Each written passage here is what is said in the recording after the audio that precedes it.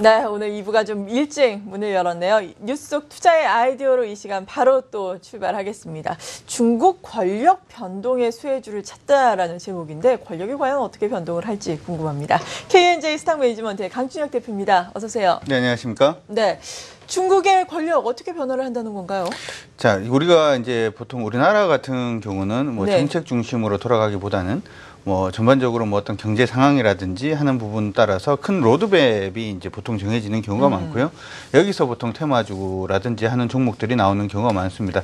일례로 뭐 올해 초 같은 경우에는 식약청의 업무 보고에서 뭐 바이오라든지 아니면 헬스케어 쪽을 좀 이제 주제를 많이 풀겠다라는 얘기가 나오면서 예. 그때부터 시작해서 바이오 관련된 종목들이라든지 하는 그러한 부분이 이제 강세를 보였잖아요. 근데 중국 같은 경우에는 사실은 정책의 나라라는 얘기를 굉장히 많이 합니다. 네. 그래서 정책이 하나가 정해지면 그쪽 관련된 수혜주들이 좀 많이 오르는데 중국 얘기를 왜 하냐면 우리가 사실 이제 중국 부분에서 어떤 떡고물이 약간만 떨어져도 개미한테는 이 떡고물이 참 많아요. 이게 그렇죠. 산업별로. 예, 그쪽에서는 떡고물 떨어진 건데 우리한테는 한 365일 일용할 양식이 떨어지는 이러한 형태가 나오고 예. 있기 때문에 그쪽 부분에 대해서 좀 체크를 해줄 수가 있을 것 같고요. 특히 정책이 나오기 전에 인사를 보면 어떤 정책을 중시하는지도 좀 체크를 할 수가 있기 때문에 네. 오늘은 일단은 권력 재구성에 관련된 얘기를 조금 해드리려고 합니다. 네, 시진핑 집권 2기 권력의 변화라고 지금 하단에는 나가고 있는데 네. 집권 2기가 언제부터 시작이 되는 건가요?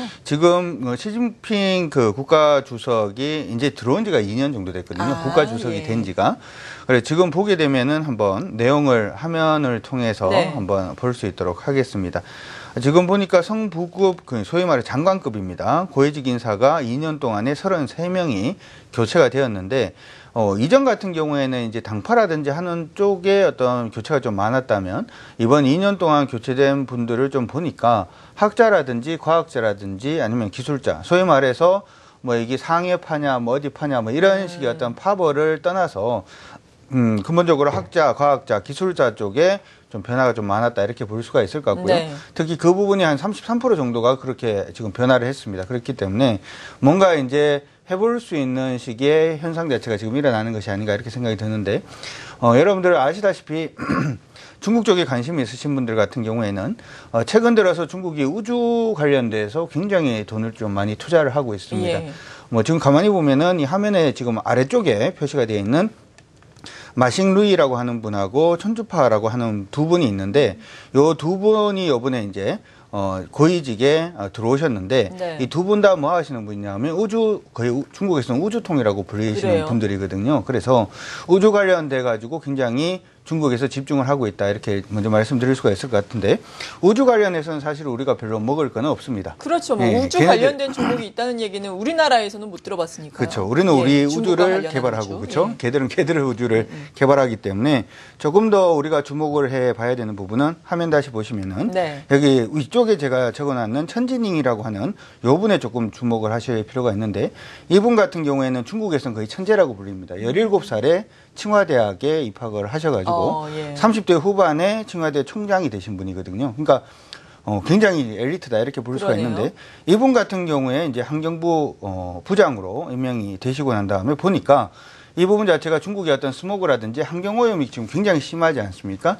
이걸 갖다가 타개하기 위해서 천지닝이라고 하는 분 자체를 환경보호부 부장으로 앉혔다 이렇게 지금 볼 수가 있어서 네. 지금 먼저 우리가 보통 환경 문제라고 얘기를 하면 황사라든지 하는 쪽만 지금 생각을 하는데 사실 최근 들어서는 뭐 신환경법이라든지 하는 부분의 얘기들도 있죠. 신환경법이라고 해서 철강이라든지 일부 이제 화학사들 같은 경우에 환경오염 물질을 많이 배출하는 회사들 같은 경우에는 폐합을 시킨다든지 하는 강도 높은 정책을 지금 계속 펴고 있거든요. 그래서 이런 쪽에서 우리한테 좀 수혜를 볼 수 있는 쪽도 한번 체크를 해보는 게 좋을 것 같습니다. 네, 그러니까 시진핑 체제가 지금 이어온 지 2년이 됐는데 지금까지의 동향을 살펴보니까 정말 실무에 능한 개혁을 할 수 있는 기술을 가지고 있는 이러한 학자라든지 기술자들을 많이 등용을 했더라. 앞으로도 이러한 추세가 이어져 나갈 것이기 때문에 이러한 중국의 개혁을 눈여겨봐야 한다라는 이야기군요. 예, 그냥 눈여겨만 보다 보면은 가재미 눈이 될 수가 있으니까 예. 눈여겨보면서 거기서 우리한테 모멘텀이 되거나 우리한테 수익을 줄 수 있는 종목까지 찾아내는 전략이 지금은 필요하지 않나 이렇게 생각이 드는데요. 네, 어떤 정책을 보면 좋을까요? 네, 일단 보통 이제 황사 관련된 종목군들이나 스모그 관련된 종목군들은 계속 좀 관심을 두시는 게 좋을 것 같아요. 근데 예. 황사 관련된 종목들 같은 경우에는 보통 이제 3월, 4월, 5월이 이제 피크다 이렇게 얘기를 하고요. 예. 특히 이제 4월이 황사의 피크이기 때문에 지금이 이제 5월이 넘어가고 있지 않습니까? 그렇죠. 이러한 상황에서는 조금 관심이 멀어질 수가 있는데 중국 스모그 관련된 종목이다라고 생각을 하시고 계속해서 올해는 연간으로 좀 체크를 해 주시는 게 좋을 것 같습니다. 화면 통해서 종목 구분 좀 해볼 수 있도록 하겠는데요. 크게는 두 가지 정도로 일단 여러분들이 구분을 해 주시면 될 것 같습니다. 첫 번째로는 마스크라든지 여가지 관련된 종목으로 여러분들이 잘 알고 계시는 크린앤사이언스라든지 위닉스, 성창 오토텍, 코웨이, 웰크론, KM, FTN이 이렇게 일단 체크를 하시면 될 것 같고 네. 두 번째는 안과라든지 호흡기 관련해서 휴비츠, 삼일제약, 안국약품 이렇게 세 종목을 일단은 생각을 해 두시면 좋을 것 같은데 특히 이제 이 부분에서 마스크라든지 여가기뿐만 아니라 안과 같은 휴비츠 같은 경우에는 우리가 지금 그 중국도 그렇고 한국도 그렇고 일본도 그렇습니다만은 고령화로 또 가는 이러한 부분도 있어서 네. 두 가지 모멘텀을 동시에 두고 있다 이렇게도 말씀드릴 수가 있고요. 어쨌든 요들 관련된 종목들 같은 경우에 여러분들이 계속 좀 관심을 두시는 것이 좋을 것 같습니다. 네, 중국 황사 관련주들 요즘에는 다소 좀 주춤한 종목들도 있지만 지난해 특히나 많은 시장의 주목을 받았었잖아요. 이 중에서 특히 황사 관련해서 그리고 고령화 관련해서 양쪽의 수혜를 모두 받을 수 있는 휴비츠를 탑픽으로 지금 꼽아주신 거죠. 네, 일단 휴비츠 같은 경우에는 먼저 실적표 보면서 네. 조금 더 언급을 해 드릴 수 있도록 하겠는데요. 자, 실적표를 지금 보시게 되면은 화면 통해서 한번 보시면 네. 2012년까지는 실적이 굉장히 좀 좋아지다가 그다음에 실적이 좀 많이 줄어드는 이런 모습이 보였고요. 올해 같은 경우는 일단은 턴어라운드를 한다 이렇게 보는데 거의 이전에 최대 실적만큼은 못 미칩니다만은 거의 그 실적 정도까지는 주가가 오를 것으로 네. 실적이 좋아질 것으로 지금 증권사에서는 추정을 하고 있는 그러한 모습인데요. 특히 올 하반기부터 시작을 해서 휴비츠도 역시 뭐 신제품이라든지 하는 부분의 모멘텀도 일단 가지고 있다는 점도 기억을 하시면 좋을 것 같고요.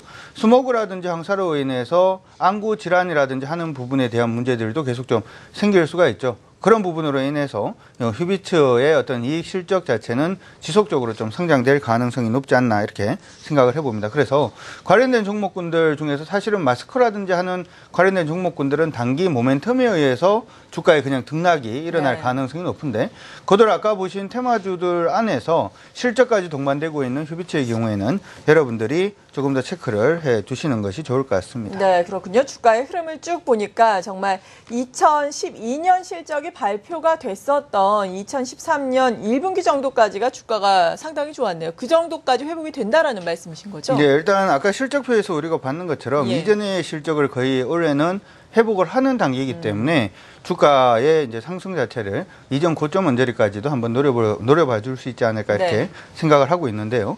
차트 보시면서 조금 더 설명을 해 드릴 수 있도록 하겠습니다. 자, 지금 보시고 있는 것은 휴비츠의 주봉 차트인데요. 보시는 것처럼 이전에 일단은 실적이 좀 안 좋아지는 그러한 현상이 일어나면서 주가 자체는 28,900원부터 시작을 해서 11,000원까지 많이 좀 하락을 해주는 모습이 네. 나타났고요. 최근 들어가지고 이제 움직임 자체가 계속해서 저점을 높여가면서 이제 상방향으로 방향성을 좀 잡아주고 있기 때문에 그런 부분에서 우리가 좀 관심을 줄 수 있지 않나 싶습니다. 최근에 이제 일봉상의 형태를 보게 되면 오늘도 한 1.54% 정도 상승을 해주고 있는 모습인데 최근 좀 누림목이 이제 형성이 되었다가 이제 누림목을 돌파를 하면서 다시금 기존의 상승 추세를 이어나가려고 하고 있는 모습이 나타나고 있기 때문에 휴비츠 같은 경우에는 기술적으로도 나쁘지 않은 것 같습니다. 그래서 오늘부터라도 좀 관심을 가져놓으시고 체크를 해 주시는 게 좋을 것 같고요. 단지 이제 오늘 조금 상승을 하면서 이전에 이제 저항이 21,100원 정도에 위치를 하고 있으니까 아예 이제 지금부터 시작해서는 추세선으로 밀리든지 아니면 21,100원 돌파하고 나서 체크를 하신다면 좀 더 좋은 결과가 있지 않을까 생각을 하고 있습니다. 네, 중국의 권력에 대해서 재구성 문제에 대해서 알아보면서 거기에서 또 중국에서 얼마나 이 환경 문제, 황사 문제에 또 고민을 하고 있는지 사력을 기울이고 있는지 저희가 투자의 아이디어를 얻어서 휴비츠까지 관심 종목으로 제시를 해드렸습니다. KNJ 스탁 매니지먼트의 강준혁 대표였습니다. 감사합니다. 네, 고맙습니다.